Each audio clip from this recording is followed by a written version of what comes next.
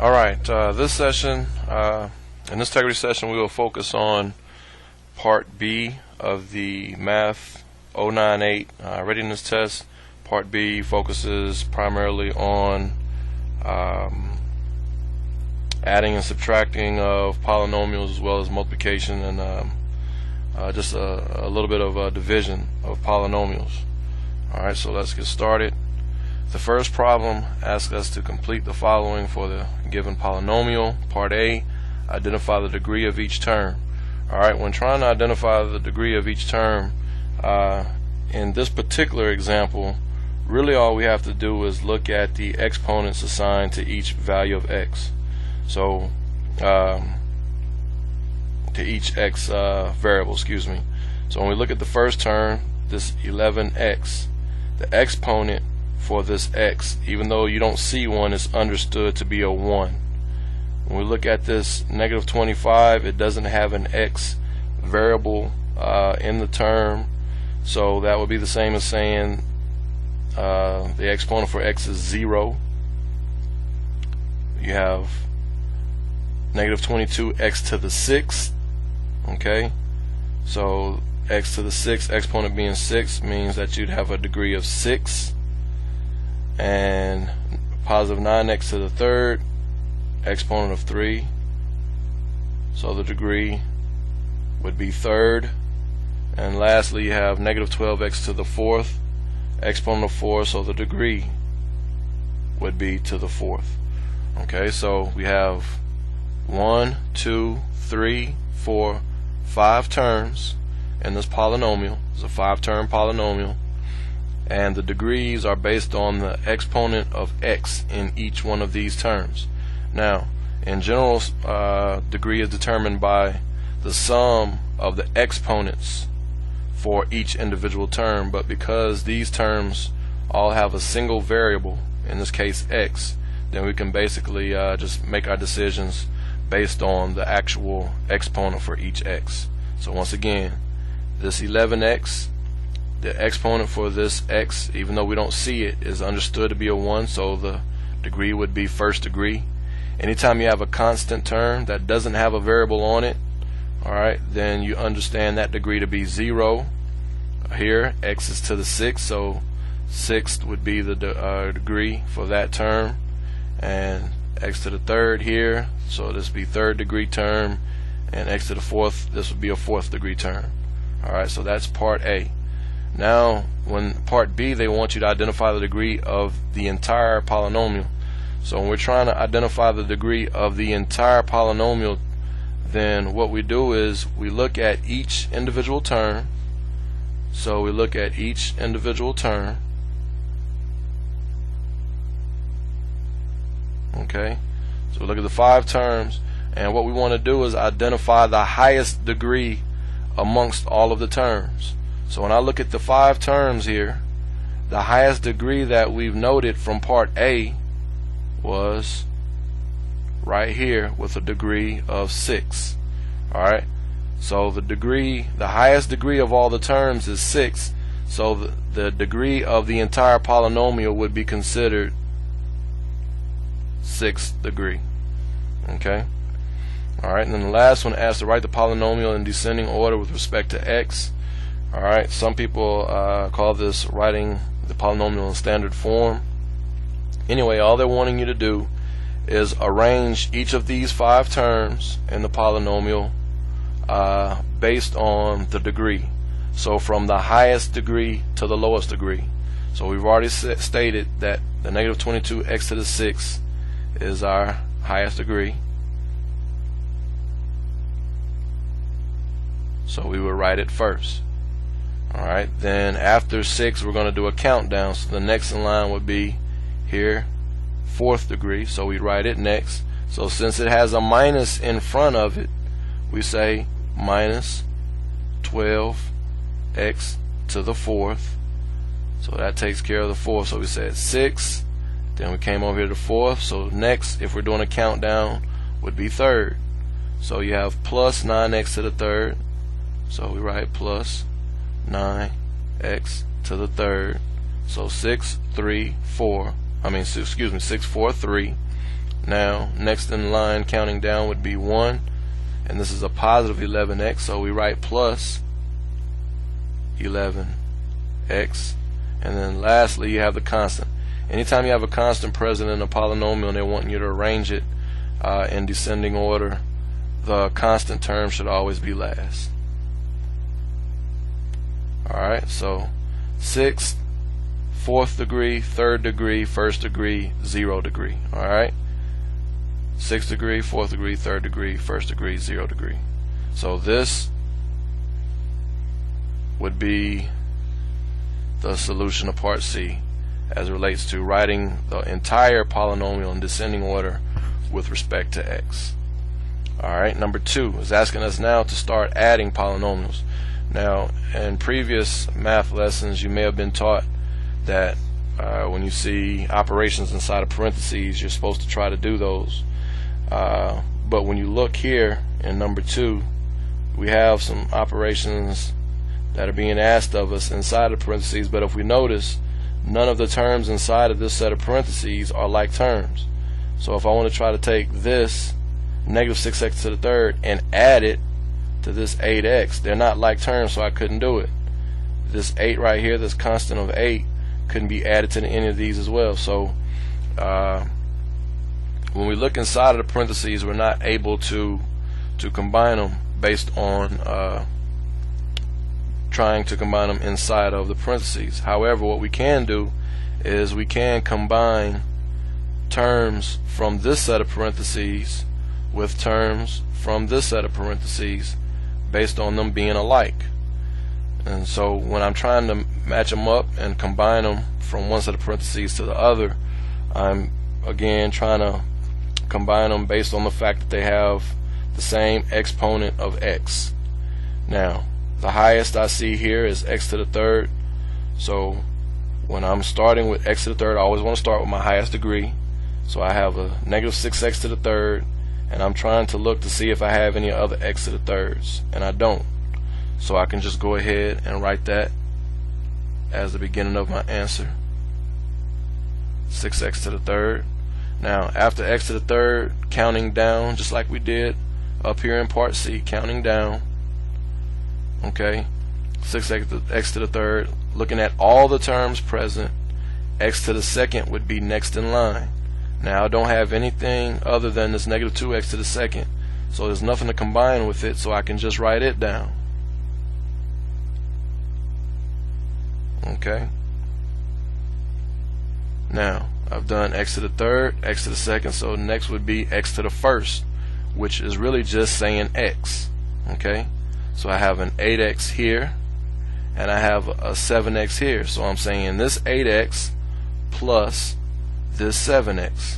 8x plus 7x would give me a positive 15x, and so that's x to the third, x to the second, x to the first. So next in line would be x to the 0, and x to the 0 is just constants, terms that don't have an x attached to them. So I have this 8, which is a constant, plus this negative 2. Okay, so another way to say it is just 8 minus 2, which would give me a positive 6. So I write my answer, positive 6. So my final answer is here. Okay, negative 6x to the third minus 2x squared plus 15x plus 6. Now another way to look at this, if it helps, is when you're looking at the problem, when you're looking at the entire problem, and you see that you're trying to, whether it be add or subtract, in this case add, you just try to identify what the highest degree is in the entire problem, and we found that to be third degree. So what you can do is you can actually make a table counting down from the highest degree, and the variable in this case would be x, so I can make a table saying x to the third, and if I'm going to count down, next in line would be x to the second, then x to the first, and x to the 0. Alright, so my countdowns. So now if I know x to the third is the highest, I want to list all my x to the thirds, and in this case the only x to the third would be the negative 6x to the third. So I write it down. Negative 6x to the third. Alright, there are no other thirds. So now I move over to my x to the seconds. So I'm looking for x to the seconds, and I see the only x to the second is the negative 2x to the second. So I write it down under its column. Next in line is x to the first, which I said is just the same as just saying x. So I see I have a positive 8x here. So I write it in my chart, 8x. And I also have a positive 7x over here on the other side. So plus 7x. Okay. And then I have, that's all of my x's, so now I'm looking for x to the 0, which is just a constant, just your constant terms. So I have my 8 and my minus 2. So I have an 8 as a constant and a negative 2 or minus 2. Negative, minus, same thing. Plus and positive meaning the same thing. So when I look in my columns, x to the thirds, I don't have anything to combine with this negative 6x to the third, so I can just bring it down. X squares, I don't have anything to combine with it, so I just bring it down, 2x squared. Now I have 8x plus 7x, and that gives me a positive 15x. And then for my x to the zeros, 8 minus 2, which is a positive 6. And you have to make sure that you put a sign in between each term when you're combining your columns. When you're combining the terms in your columns, make sure you account for signs in between the terms, in between the columns. Alright, and as we see, the answer we got using the table gave us the same answer we have here. Alright, let's erase this. Okay, number 3. We have 7n to the 6th minus 9n plus 9n to the 4th. None of these are like terms in this parentheses, so we can't combine anything inside of the parentheses. Then in the other set of parentheses we have 4n to the 4th plus 4n to the 6th plus 2n. None of these in this parentheses are alike, so we can't combine these. But what we can do is combine like terms from one set of parentheses to the other. So we have a 7n to the 6th over here. We can combine it with 4n to the 6th over there. We have a negative 9n. We can combine it with a positive 2n because those are alike. We have 9n to the 4th that can be combined with 4n to the 4th.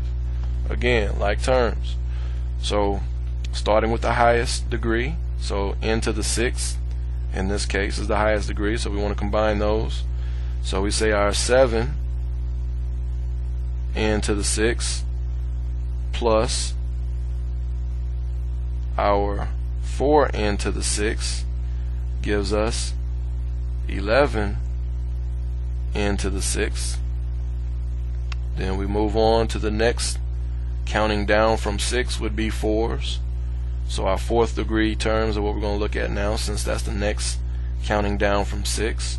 So we have over here to the left 9n to the 4th plus 4n to the 4th would give me a 13n to the 4th. And remember, I have to put my sign in between. So I say it's going to give me a positive, so I put a plus sign, meaning positive 13n to the 4th. And then lastly, I have just my n's, or my n to the first. So I have my negative 9n plus 2n. Negative 9n plus 2n, which would give me a negative 7n. So I write my sign, negative or minus, however you want to look at it, negative 7n or minus 7n. And that would be your answer for number 3. Okay. Number 4, they introduce subtraction, and subtraction is a little different because you have to understand that this minus sign affects the signs of all of the terms and the polynomial behind it. So what I typically teach my students, is to change the minus sign to a plus sign, so it becomes like the problems we've done before for addition. So now it becomes like problems 2 and 3. Change it to a plus sign, and in order to do that, we have to change the signs of all the terms in this polynomial behind that minus sign, but only in the polynomial that's immediately behind the minus sign. So all the signs in this polynomial are going to change. So this 2x squared is positive right now, but because we went from minus or a minus sign to a plus sign, we have to change this to a negative. So now we're going to make that a negative 2x squared. Alright, this is a positive 2x, so we're going to make it a negative 2x. And this is a positive 19, so we're going to change it to a negative. Again, because we changed the minus sign to a plus sign, we have to change all of the signs in the polynomial immediately following it. So we've done that, and once we do that, now it becomes a problem no different from what we did in number 2 and number 3. So we're combining like terms, starting with the highest degree. In this case, the second degree is the highest degree, so 9x to the second, and we have this negative 2x to the second now, negative, this negative sign, negative 2x to the second. So we combine this with this. Alright, we have negative 9x is now going to be combined with a negative 2x, negative 9x combined with a negative 2x, and then we have this negative 6, which will be combined with this negative, now negative 19. So when we say positive 9x squared minus 2x squared minus 2x squared, that gives me 7x squared. Okay, then we move on. That was the highest degree. Next degree would be x to the first. So negative 9x minus 2x, negative 9x minus 2x gives me a negative 11x. And then we have negative 6 minus 19. Negative 6 minus 19, which gives me, what is that? A negative 25. Negative 25. So again, if we're making our table, we have x to the second, x to the first, and x to the 0, which is our constants. Our x to the seconds would be 9x to the second and a negative 2x to the second, because we changed that sign. Okay, for the x's we had a negative 9x, and we had negative 2x because we changed that sign. And then for our constants, we have negative 6 and minus 19 because we changed that sign. Alright, so now if we combine all the terms in our columns, 9x squared minus 2x squared is 7x squared. Then you have negative 9 minus 2 is negative 11x.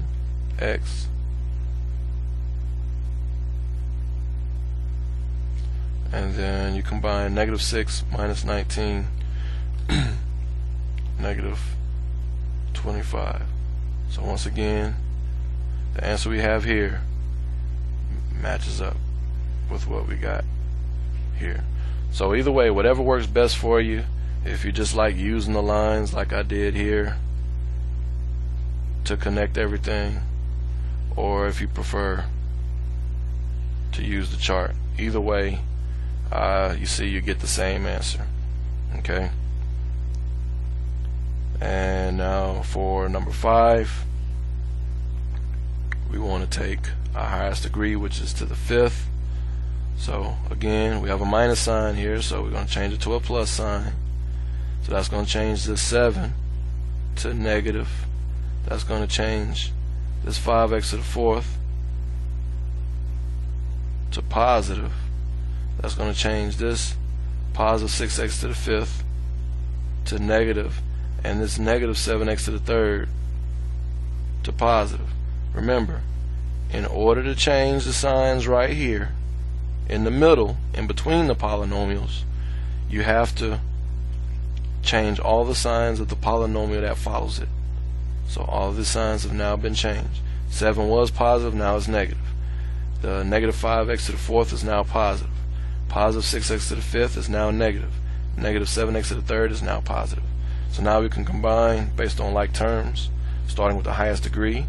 Highest degree is the fifth, so 2x to the fifth minus 6x to the fifth would give me, what is that, 2 minus 6 would give me a negative 4x to the fifth. Just double check. 2 minus the 6 is a negative 4x to the fifth. Okay, so that takes care of this term and this term. Then I go to my fourths. So I have 3x to the fourth, because again I'm counting down based on the degree, x to the fifth. So next in line comes x to the fourth. So 3x to the fourth with a positive 5x to the fourth. 3x to the fourth plus 5x to the fourth gives me 8x to the fourth, positive 8x to the fourth. And remember, you have to have your sign in between the terms. In between the terms, you have to include your sign, whether it's positive or negative. So that takes care of my x to the fourths. So that's this one and this one. So now x to the third is next.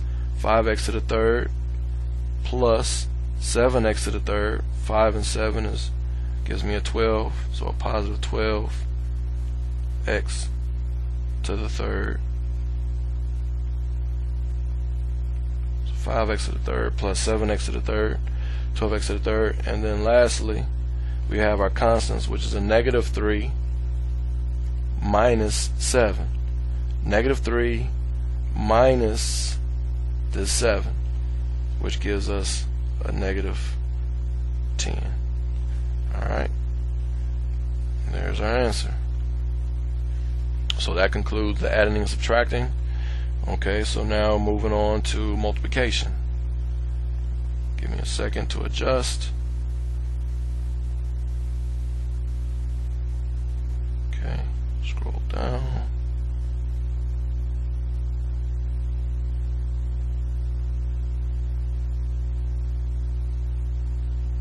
Alright, that should give me enough room.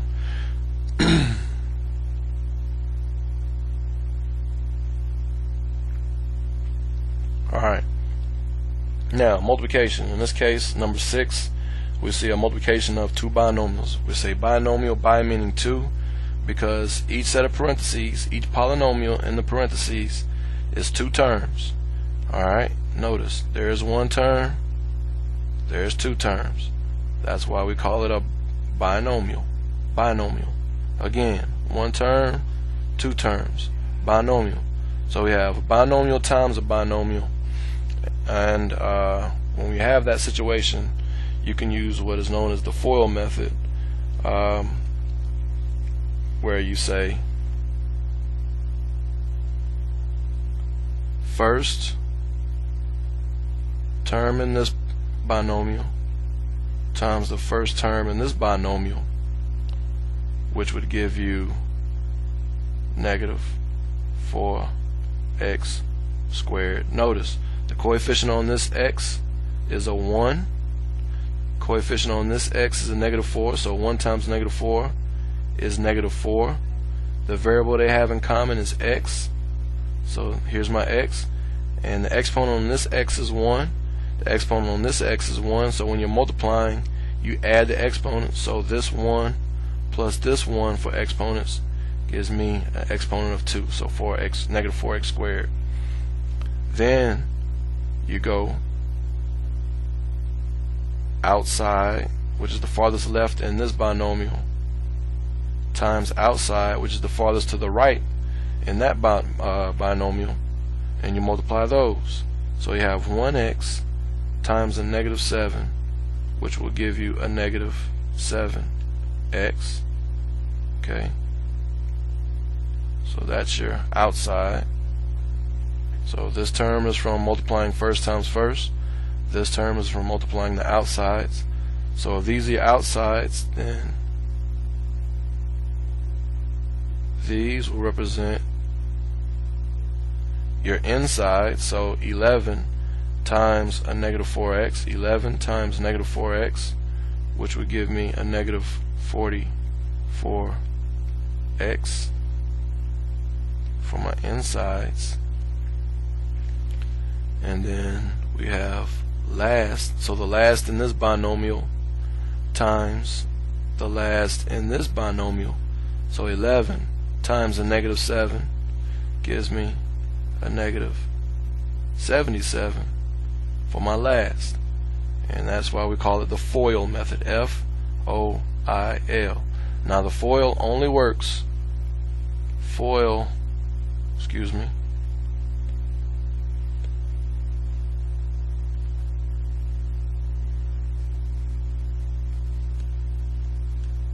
only works when you have a binomial times another binomial. That's the only time. Only time we can use FOIL is when we say a binomial times another binomial. Alright? And the other thing we notice when we lay everything out with FOIL is that our outside and our inside terms are alike. Notice negative 7x, negative 44x. So these are like terms, so they can actually be combined. So a negative 7 minus 44 would end up giving us a negative 51x. So our final answer would end up being negative 4x squared minus 51x minus 77. That would be our final answer. Okay. Now, that's using the FOIL method. Now there's another method you could use in which I typically teach my students as the universal method, but it's really known as the horizontal multiplication. And in horizontal multiplication, what we do is we take the first polynomial. Hold on, let me erase some stuff here.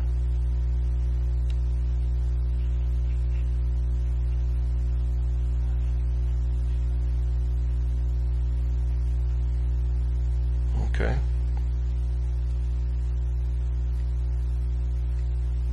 Alright, so we take the first polynomial, which in this case is a binomial, and we take each term in that first polynomial and multiply it by every term in the following polynomial.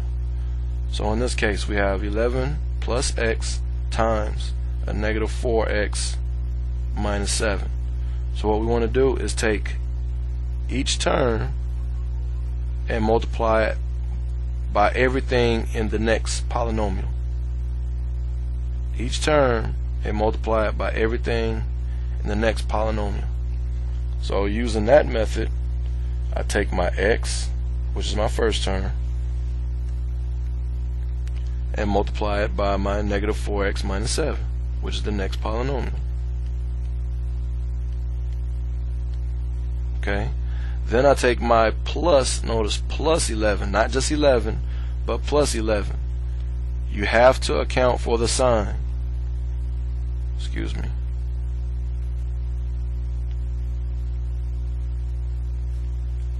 You have to account for the sign right there. Whatever that sign is in the middle, you have to make sure you account for that sign. So if it's a plus 11, you write plus 11. Then you write, again, whatever the next polynomial is. So negative 4x minus 7. Okay? So once you do that, you can do your distribution. So the x times the negative 4x is a negative 4x squared. Notice, exponent of 1 here, exponent of 1 here. 1 and 1 is where the 2 comes from. Okay? So then you say x times negative 7 which is negative 7x. Let me get rid of this arrow for you. Okay. Then you have your 11 times negative 4x, which is negative 44x. 11 times negative 7, negative 77. Combine your like terms again. These are like terms. So when you combine these, you get negative 51x. So at the end, you end up with negative 4x squared minus 51x minus 77. Same answer you get when you do the FOIL method. But the benefit to horizontal multiplication is you don't have to worry about it being a binomial times another binomial. Horizontal method works for all sizes of polynomials.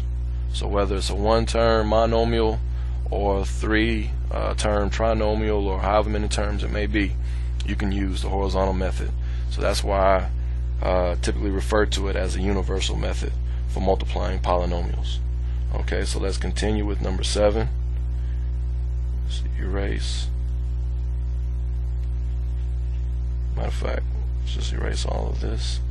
Okay, so now number 7, we have 7r as our first term. So first term times everything in the next polynomial. And then we have minus 6 as our next term. So we write minus 6 again, making sure that you keep track of that sign in the middle. So minus 6 times everything in the next polynomial.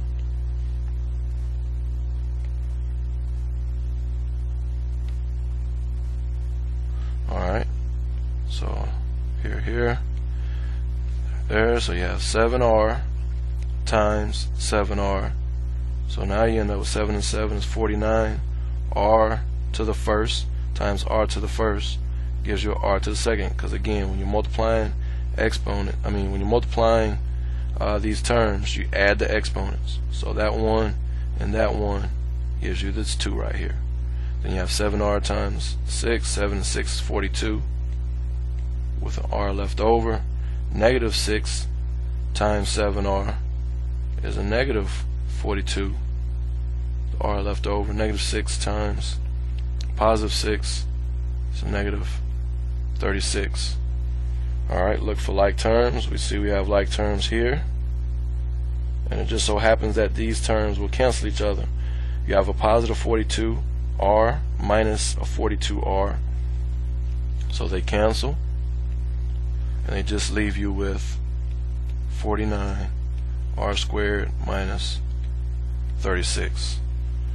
Okay, so this would be known as multiplying the difference of two perfect difference of squares.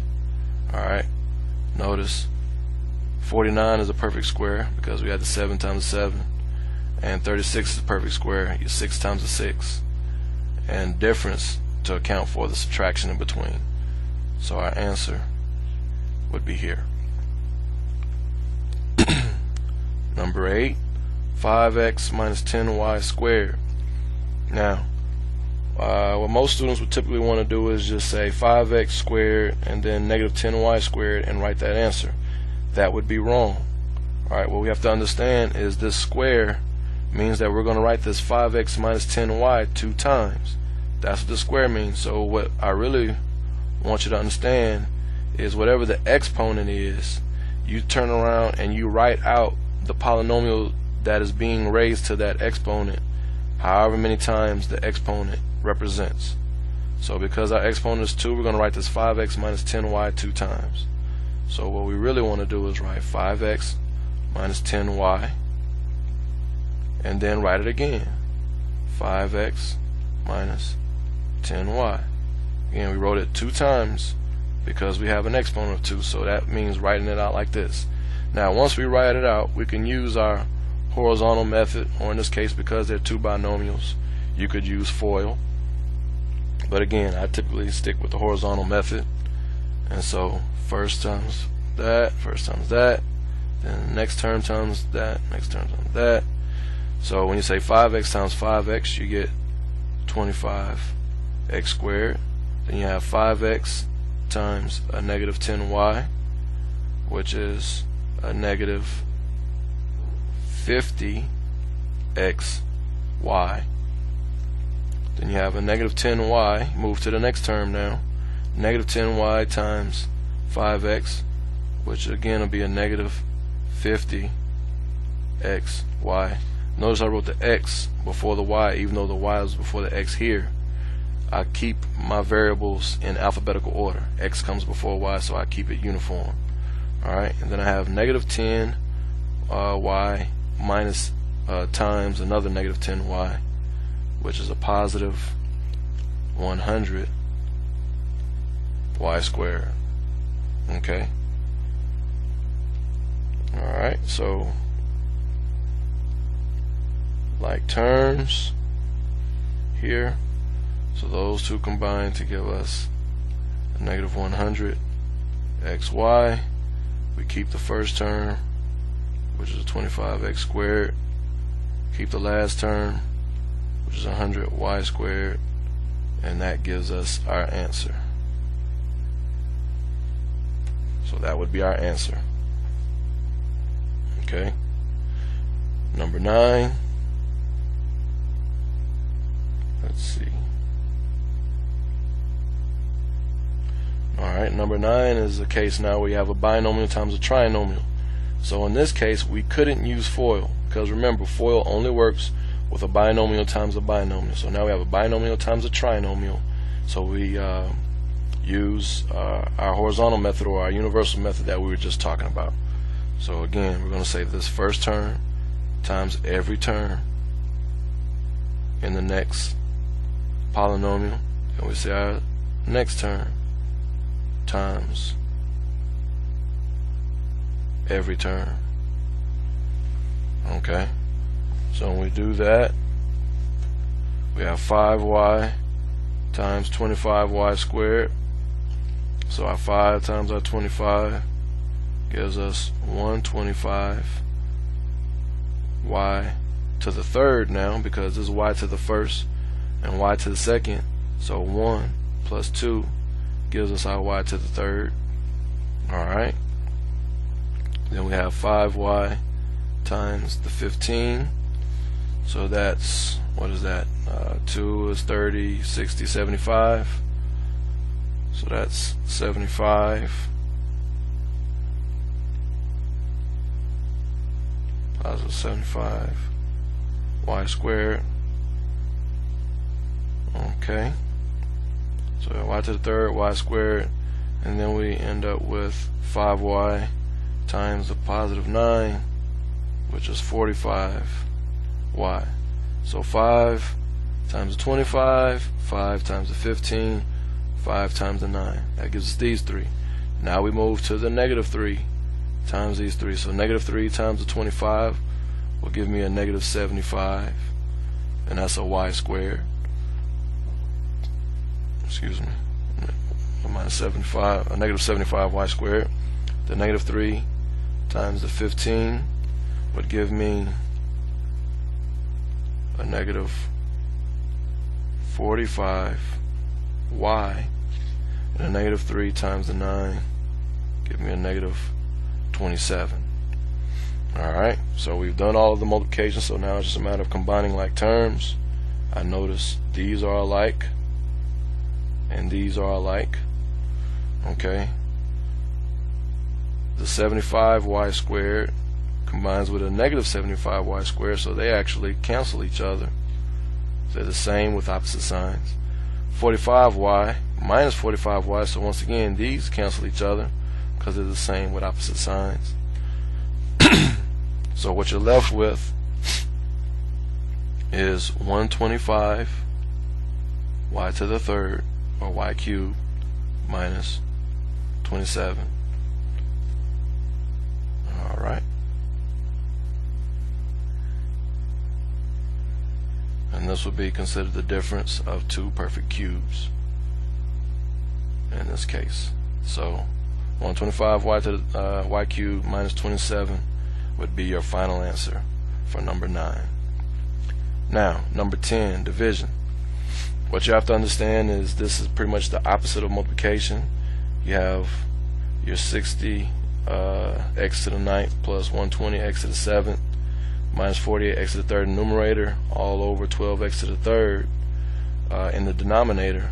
So what this really means is to take each term of the top and divide it by the term in the denominator.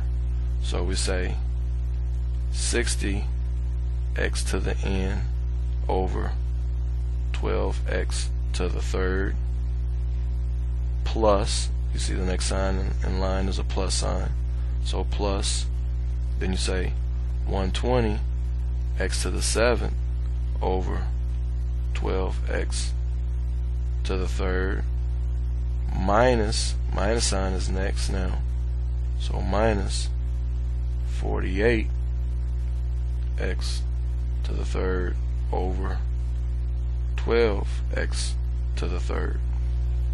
So now with division, instead of multiplying, of course, we divide. So 60 divided by 12 would give us a 5. And now with the exponents, instead of adding like we do for multiplication, with this being division, now we're going to subtract. So we're going to say x to the 9 minus x to the 3 would give us x to the 6. Alright, now we have 120 divided by 12, which gives us a 10. X to the 7 divided over x to the 3, you say 7 minus 3, it leaves you x to the 4, and this is positive. And then you have 48 divided by 12 is 4, x to the 3rd over x to the 3rd, so 3 minus 3 is x to the 0, so you don't have any x's. X to the 0 means you don't have any x's, and this is negative or minus, so your answer would be 5x to the 6th plus 10x to the 4th minus 4, and that would be your final answer. Okay, so I think that pretty much wraps up everything. Let's double check to see if there are any other problems on here.